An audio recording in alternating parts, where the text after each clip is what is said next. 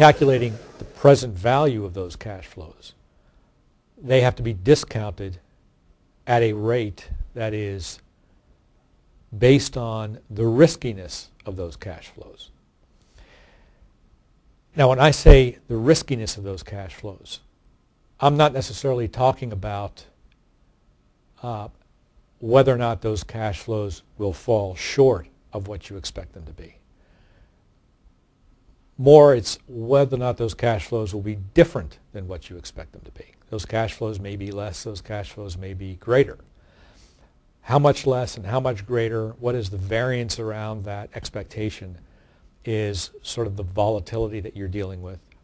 And in the more volatile those expectations are, the greater the return an investor will require.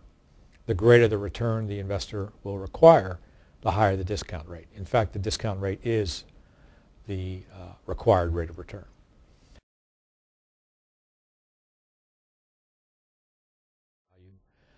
Relative measures, looking at indexes of price to earnings ratios or price to revenue ratios of other similar businesses, and saying if this is what the market thinks about this other similar business, then we can apply this to our business or to the business that is the subject of the review.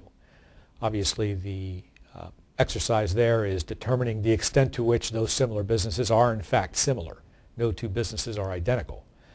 And estimates and adjustments typically need to be made in order to determine whether or not they are similar. But even underlying those methodologies, what is it that created the value for the similar business? It's the present value of the expected future cash flows to the investors, either the equity holders or the equity and the debt holders.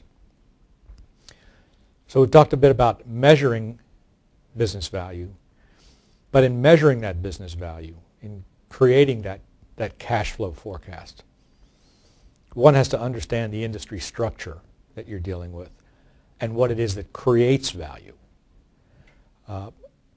Value is created by having a competitive product.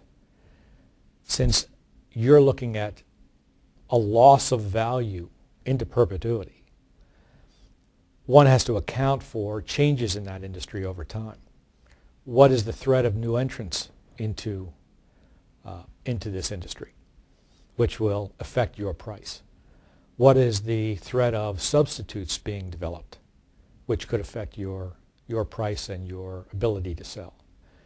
What is the control that suppliers have, the strength or the power that suppliers have that will limit your ability to raise prices or create profits or create cash flows?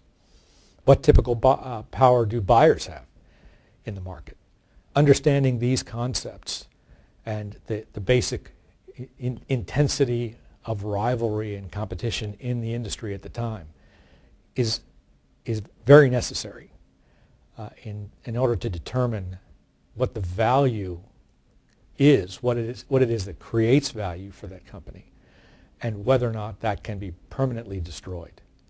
Most often, even in brand equity issues where a reputation is destroyed or a brand value is destroyed, we've seen that in some of the food cases where E. coli has been found, or where so we've seen that the destruction of a brand where contaminants are found in food. There was a spinach scare, or there was an issue of melamine being injected into corn. There are all different types of issues. There are certainly losses that can accrue from that, but it's been shown empirically that those losses are not necessarily permanent, and that a company, through great expense, can reacquire its reputation, and also in the future, competitors may face similar issues. So since you're dealing with that prospective view, one has to look at the riskiness of these kinds of issues occurring.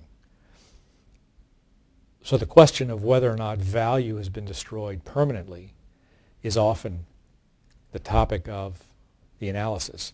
or whether this is some sort of a temporary loss of earnings, reduction in revenues, increase in costs, that will help get the company back on track, which it may eventually do.